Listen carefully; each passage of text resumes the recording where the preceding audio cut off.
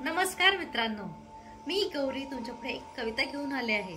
दुःखाची आत्मकथा. ही कविता मी नाही लिहिली. ही कविता ऑलरेडी इंस्टाग्राम वरती डॉक्टर पूजा सुरेश यांनी प्रस्तुत केलेली आहे. तर सुख आणि दुःख हे आपल्या जीवनाचे असे दोन पैलू असतात, जसं काही ऊर आणि सावली यांचा खेळ, जसं काही सागराला भरती आणि मोठी, जसं काही नाण्याच्या दोन्ही बाजू. हो की नाही? तर कविता दुःखाची आत्मकथा. दुःखाच्या घरी एकदा जमली होती पार्टी.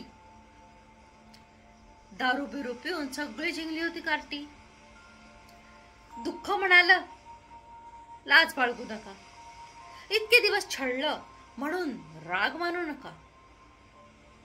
मनात खूप साठलंय, काही सुचत नाही.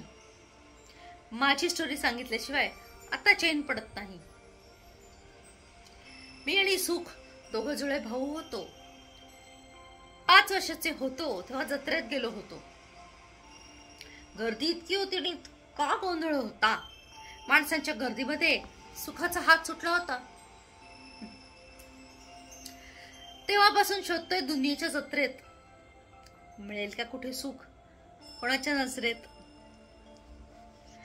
सुखाबरोबर घालवलेले लहानपणीचे क्षण त्याला आठवले आणि सुखाच्या आठवणींनी दुःख ढसाढसा रडले. नशा सगळ्यांची उतरली दुःखाकडे पाहून, आणि दुःखालाही सुख मिळावे असं वाटलं राहून राहून. सुखाच्या शोधात आता मीही फिरते. दुःखालाही शांत करण्याचा मी खूप प्रयत्न करते. जीवनाच्या रथाचे सुख आणि दुःख हे दोघेही सारथी. सुख मिळालं तर दुःखाच्या घरी मीच देईन पार्टी.